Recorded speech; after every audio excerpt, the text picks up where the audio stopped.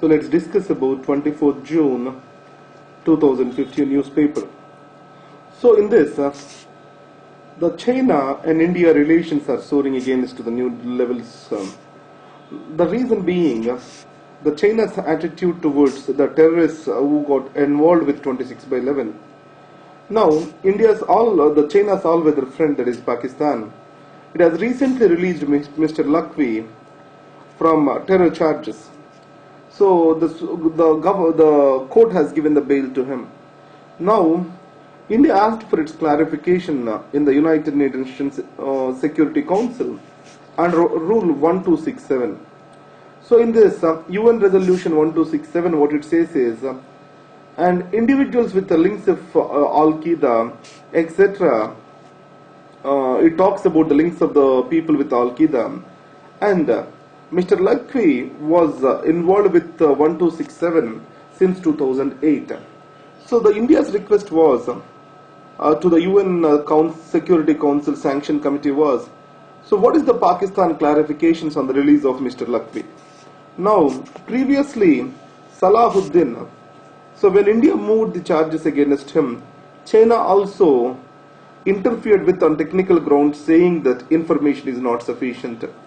Now all this is coming up when Modi and Mr. Xi, they signed an agreement which consists of cooperation on terrorism. That is the reason why India has taken up this matter at the highest level in Chinese government. And next is IIM bill.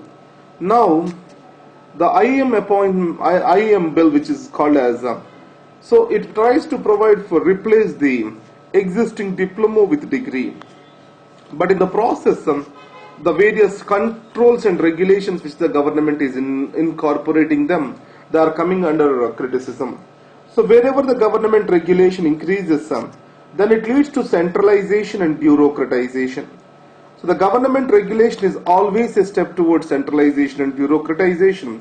Automatically the decision making, innovation, progress and improvement in the organization will be halted.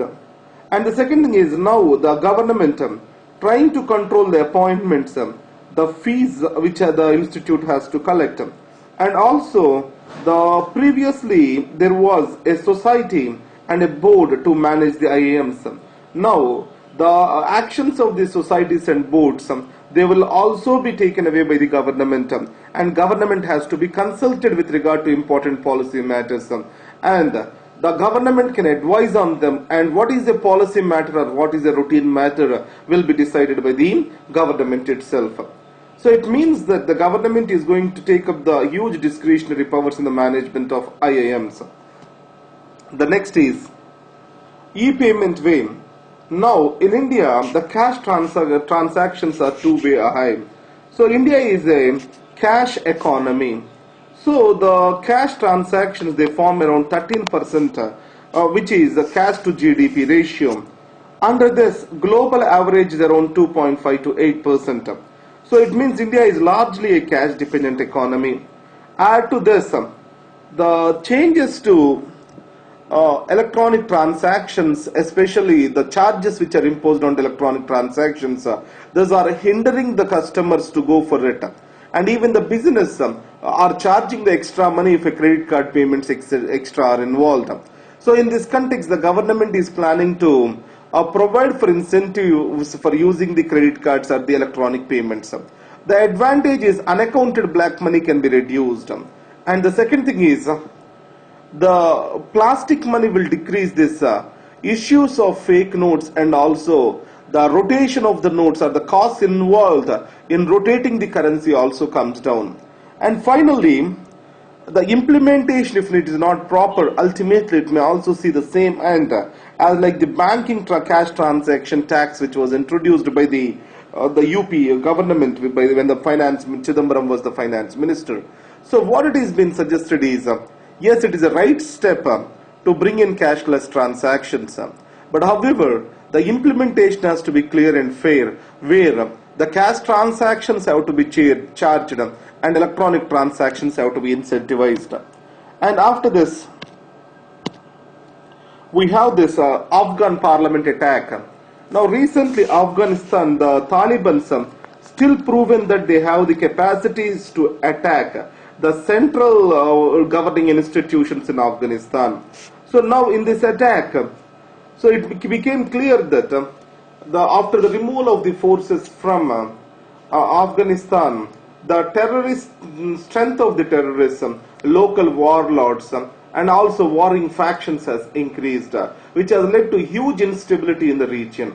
Now the government has to ensure the confidence of the people that it can serve them and protect them, provide them for the security. Now in this context, the major mistake done by the America and its allies, that is, so anything or cannot be, or terrorism or insurgency cannot be alone dealt with militarization. So what is required is a development and militarization strategy, where one way the force has to eliminate them and the other way to stabilize the peace, the institutions have to be built. While they are leaving, there is no proper institutions were built. So the will of the government do not spread beyond the Kabul even today. So in this context, the peace process involving the Taliban, it is going to be detrimental, and also if Taliban takes over the power within the Afghanistan, it is very much dangerous towards the security interests of the country. So added to that, the government and building the state institutions including the army, police and democratic institutions are not in sound lines, even the new regime. So recently the defense minister was appointed. For almost 9 months there was no defense minister in Afghanistan. That shows that the Taliban now have to be dealt in a multi-pronged strategy, where the regional powers and added to that international community, aid from the international community and strengthening of the institutions in Afghanistan, all of them has to provide for. And definitely the Pakistan has a role in the process, because the Pakistan considered Afghanistan as its backyard, and it tried to control the political affairs through insurgency over there. And next is, why the people, educated people, they are going to the Islamic State, why they are joining over there. So the radicalization was first suggested through alienation. What it was felt is, many of these people who are sent or who are not become participants of the mainstream life, either through jobs or earning capacities, lack of proper careers, are discriminated. These people, they developed a hatred on the mainstream life and they took the modes of radicalization. This was the earlier theory. Now if you see well-educated people, housewives, people have stable incomes and jobs, all these are leaving their lives, families and careers behind from the West and going and joining in the Islamic State forces. So probably what can explain this? It is the Islam. They feel that everyone has a responsibility towards protecting the Islam as a religion, and the propaganda that Islam is under danger, and the need for pan-Islamic solidarity. So these are the things which are prompting them to get into the Islamic State movement.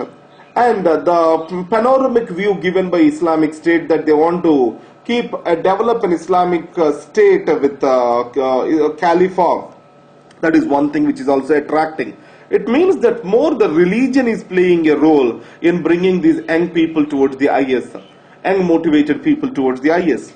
So the fight against this radicalization also has to provide for this counter narrative towards the radicalization.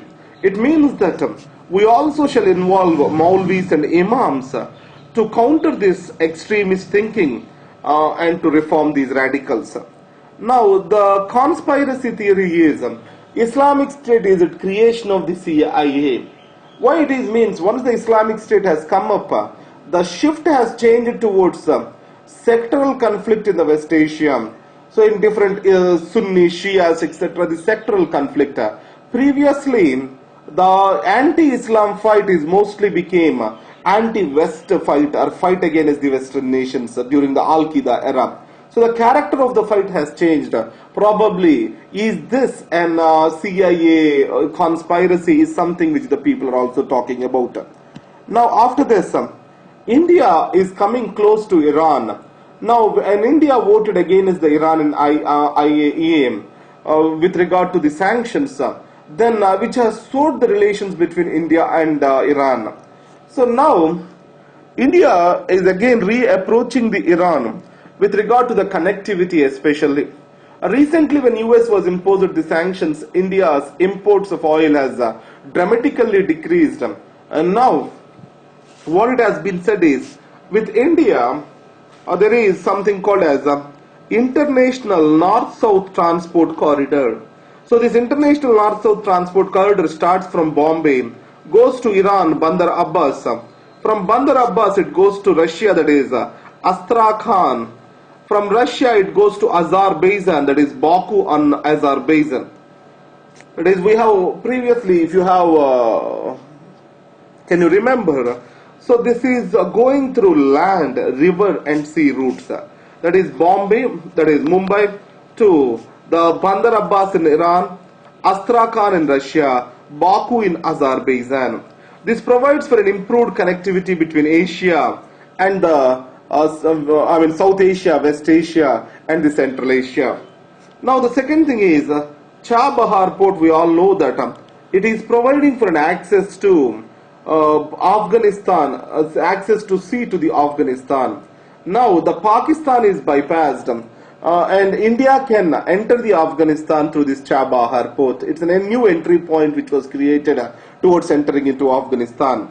So in that way, so the India and India and Iran are engaging forward to improving the bilateral relations. So these are the active news in today's newspaper. Thank you very much.